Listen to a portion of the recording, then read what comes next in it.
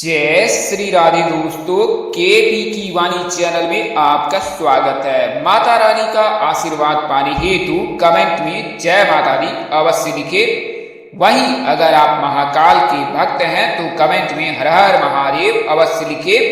यकीन जानिए माता रानी संग महादेव की कृपा आप पर और आपके पूरे परिवार पर अवश्य बरसेगी और आप सब परिवार स्वस्थ एवं सुखी रहेंगे। दोस्तों, आज के वीडियो में आपको नवग्रह के राशि परिवर्तन के आधार पर यह जानकारी देने जा रहा हूं कि 8 जुलाई तक जिन जातकों के विवाह के योग हैं, जिन जातकों के सगाई के योग हैं, जिन जातकों के रिश्ते तय होने के योग हैं, उनके बारे में बताऊंगा। उससे पहले मैं आपको केपी की वाणी की सेवाओं के बारे में बता देता हूं।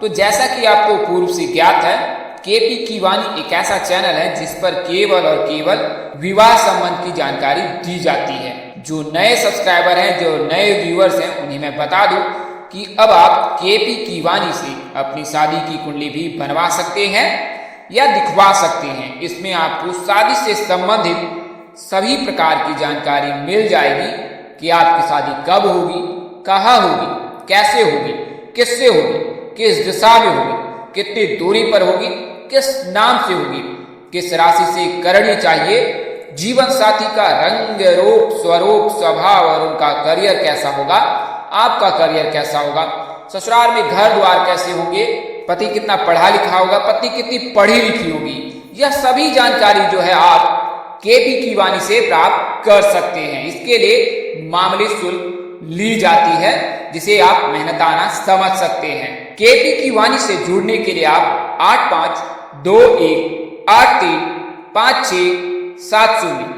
8521835670 इस नंबर पर आप मुझे व्हाट्सएप कर सकते हैं, फोन कॉल कर सकते हैं अथवा मैसेज कर सकते हैं।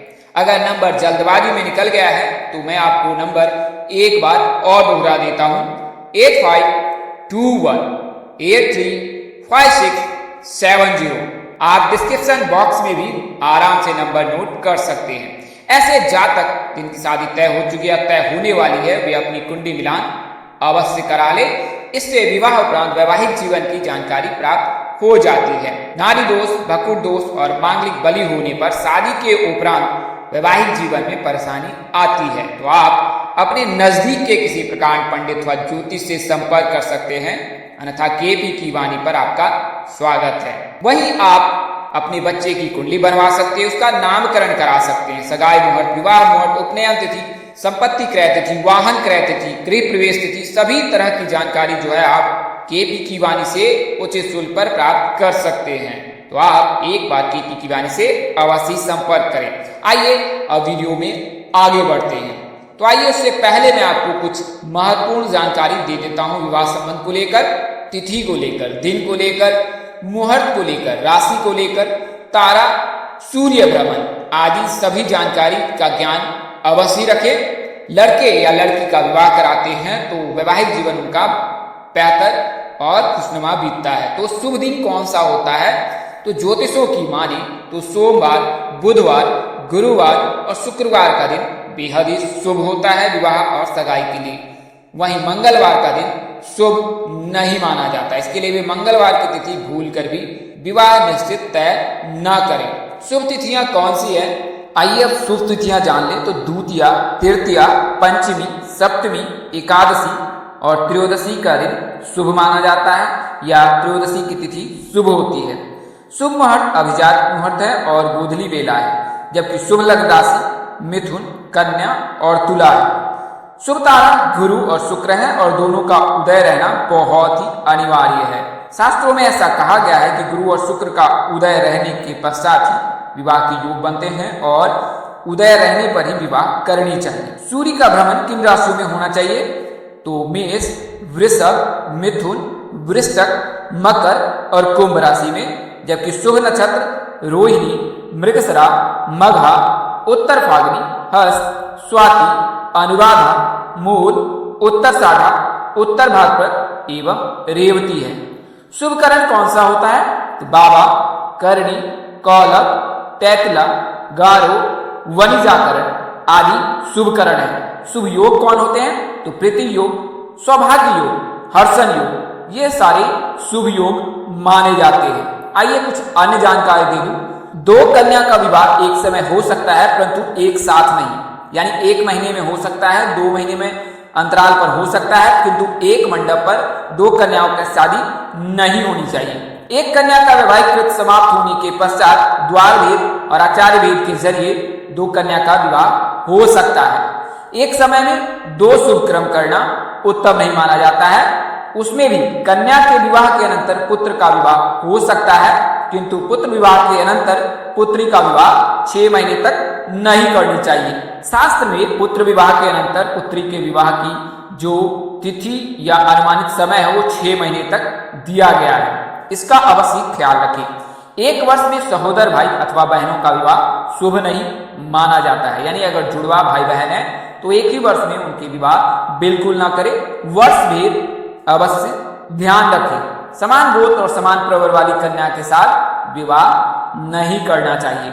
विवाह के पश्चात 1 वर्ष तक पिंडदान, मृतता स्नान, तिल तर्पण, तीर्थ यात्रा, मुंडन, प्रेतानुमन आदि नहीं करना चाहिए। विवाह में छींक दोष भी नहीं लगता है, यानी कि अगर विवाह के समय में कोई छींक दे तो इसका दोष नहीं लगता है। वहीं वैवाहिक कार्यक्रम में स्पर्श का भी दोष नहीं लगता, यानी कि अगर छोटे बड़े के पांव लग जाए तो इसमें स्पर्श का भी दोष नहीं लगता है। तो इन चीजों का अवश्य ध्यान रखें। आइए अब मैं आपको नवग्रह राशि परिवर्तन की पूरी जानकारी दे देता हूं। तो सर्वप्रथम सूर्य की बात करते हैं तो सूर्य वर्तमान समय में वृषभ राशि में है और 15 जून को मिथुन राशि में प्रवेश कर जाएंगे। इसके बाद जो है मंगल वर्तमान समय में मीन राशि में है और 27 जून को जो है वो मेष राशि में प्रवेश कर जाएंगे। बुध वर्तमान समय में वृषभ राशि में है और 2 जुलाई तक वृषभ राशि में रहेंगे और 2 जुलाई के बाद जो है वो मिथुन राशि में प्रवेश कर जाएंगे। बात करें वर्तमान समय में राशि के जातकों पर 7.5 चल रही है। धनु राशि के जातकों को 7.5 से मुक्ति मिल गई है। वहीं कुंभ राशि के जातकों पर 7.5 का दूसरा चरण प्रारंभ होगा, जबकि मकर राशि के जातकों पर 7.5 का तीसरा चरण मार्च 2025 को उनको मुक्ति मिल जाएगी 7.5 से, जबकि कुंभ राशि के जातकों को भी लंबा इंतजार करना पड़ सकता है। शुक्र जिस राशि में प्रवेश करते हैं उस राशि के जातकों के विवाह के प्रबल योग बनते हैं, खासकर लड़कों के। शुक्र रिश्ते सुख और विवाह सुख के कारक माने जाते हैं। अगर शुक्र मजबूत हो तो लड़कों की शादी शीघ्र हो जाती है। गुरु के मजबूत रहने पे लड़कियों की शादी शीघ्र हो जाती है। तो शुक्र का गोचर वर्तमान समय में मीन, इसके पश्चात मेष और फिर वृषभ राशि में होगा, जबकि गुरु मीन राशि में उपस्थित है। तो इन दोनों राशि के जातकों के तो विवाह के प्रबल योग बन रहे हैं। जब मेष राशि में गोचर करेंगे शुक्र तो 25 दिनों के लिए मेष राशि के जातकों के सगाई के योग बनेंगे। रिश्ते तय होने के, रिश्तेदार आ सकते हैं, अजनबी घर पर आ सकता है, फोन कॉल आ सकता है, यानी कि रिश्ते की जो है वो शुरुआत हो जाएगी। और 25 दिनों में मेष राशि के लिए बेहद शुभ समय रहने वाला है, खासकर विवाह संबंध को लेकर। बात करें मीन राशि के जातकों तो मीन राशि के जातकों पर अभी गुरु के चलते जो है सभी बिगड़े काम बन गए हैं और उनके जो भी फैसले वो ले रहे हैं उनमें उनको सफलता मिलने की पूरी संभावना है। इसकी संभावना भी अधिक है कि मीन राशि के जातकों के 22 अप्रैल तक सगाई शादी संपन्न हो जाए, यानी अगले वर्ष तक। यानी कुल मिलाकर 1 साल 9 दिनों तक जो है गुरु मीन राशि में उपस्थित है और इस दौरान मीन राशि के जातकों के लिए तो सोने पे सुहागा जैसा समय है और इस समय में आप नए सूत्र में अवश्य बंध जाएंगे। अगर कुंडली में किसी प्रकार का कोई दोष नहीं है और आपकी आयु विवाह हेतु हो चुकी है तो मीन राशि के ऐसे जातकों के बारे में मैंने बताया जिनके विवाह की योग प्रबल है। तो मेष, वृषभ और मीन तीनों के बारे में मैंने आपको बताया है शुक्र के राशि परिवर्तन से और मीन राशि के परिवर्तन से 8 जुलाई तक। इस सीजन में 8 जुलाई तक लग्न का मुहूर्त है, यानी कि विवाह मुहूर्त तिथि 8 जुलाई को अंतिम है। तो उस दिनों तक त्रिक पंचांग के हिसाब से, मिथिला पंचांग के हिसाब से, दोनों ही पंचांग के हिसाब से अंतिम विवाह मुहूर्त जो है या अंतिम विवाह तिथि वो 8 जुलाई के। तो 8 जुलाई तक इन तीनों राशि के जातकों के लिए जो है रिश्ते आ सकते हैं, शादी तय हो सकती है, शादी की बातचीत चल सकती है और एक दूसरे से मिलना जुलना यह क्रम भी जारी हो सकता है। वहीं बात करें कि सूर्य राशि परिवर्तन। सूर्य राशि परिवर्तन वर्तमान समय में वृषभ राशि में है और 15 जून को जो है मिथुन राशि में प्रवेश कर जाएंगे। तो सूर्य के राशि परिवर्तन से ऐसे जातक जिनकी आयु 27 वर्ष से अधिक है, और अगर आप वृषभ राशि के जातक हैं या मिथुन राशि के जातक हैं तो आपके 8 जुलाई तक योग है। हालांकि आपकी कुंडली में सूर्य के अलावा किसी अन्य ग्रहों की दृष्टि ना हो या आप किसी अन्य ग्रह या दोष से पीड़ित ना हो तो फिर आपकी योग 8 जुलाई तक प्रबल है। बात करें मरकरी यानी बुध की, तो बुध जो है वर्तमान समय में वृषभ राशि में है और 2 जुलाई तक है। शुक्र का गोचर होगा वृषभ राशि में, बुध का भी गोचर वृषभ राशि में हो चुका है। तो इसके चलते जो है वर्तमान समय से लेकर 8 जुलाई तक वृषभ राशि के जातकों के लिए शुभ ही शुभ योग है। बात करें मंगल की, तो वर्तमान समय में मंगल जो है यानी कि 17 मई से लेकर 27 जून तक जो है वो मीन राशि में रहेंगे और इसके पश्चात जो है वो मेष राशि में प्रवेश कर जाएंगे। तो 10-11 दिनों के लिए मेष राशि के जातकों के लव मैरिज के योग बनेंगे, यानी कि 8 जुलाई तक आप उस दौरान अपने माता पिता से बात कर सकते हैं। लव मैरिज के इच्छुक जातक जो प्रेम प्रसंग में है, लव मैरिज करना चाहते हैं तो अपने माता पिता जी से बात कर अपने प्रेम विवाह की इच्छा जता सकते हैं, बतला सकते हैं और उनको अवश्य सफलता मिलेगी। तो मंगल से मेष राशि के, मीन राशि के जातकों के लव मैरिज के योग बनेंगे।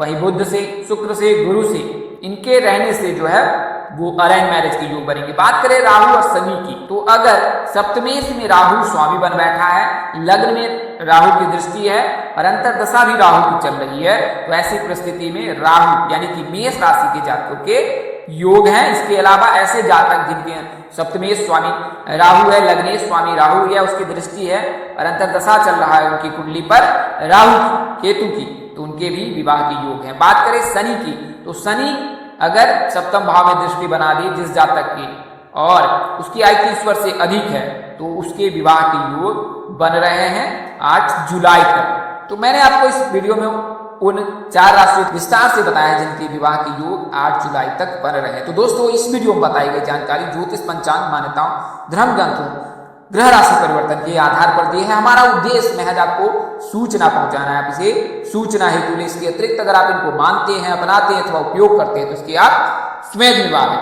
आप चाहे तो केपी की वाणी संपर्क करें अथवा अपने नजदीक के किसी प्रकार पंडित अथवा ज्योतिष से संपर्क कर यह जानकारी प्राप्त कर सकते हैं। इस तरह की अन्य वीडियो देखने के लिए हमारे चैनल के डैशबोर्ड अथवा प्लेलिस्ट पर जाएं और अपनी राशि अनुसार वीडियो अवश्य देखिए। तो दोस्तों आपको यह जानकारी कैसी लगी, लाइक, कमेंट, शेयर कर हमें अवश्य बताएं। अगर आप मेरे चैनल पर पहली बार विजिट कर रहे हैं तो चैनल को सब्सक्राइब कर लें, साथ ही बेल आइकन को प्रेस करना ना भूलें। माता रानी कृपा से आपके चेहरे पर हमेशा मुस्कान बनी रहे, आप स्वपरिवार स्वस्थ एवं सुखी रहें। आप सभी के प्यार और स्नेह के लिए आप सबको हृदय से धन्यवाद करता हूँ। आप लोग इसी तरह हमारे साथ जुड़े रहें। इन्हीं शुभकामनाओं के साथ आपसे विदा लेता हूँ कि जल्द एक नए वीडियो और एक नई जानकारी लेकर आपके समक्ष हाजिर होऊंगा। तब तक के लिए इस नाचीज दोस्त को इजाजत दें। नमस्कार, जय श्री राम दोस्तों, जय श्री कृष्णा, जय माता दी, जय भाई।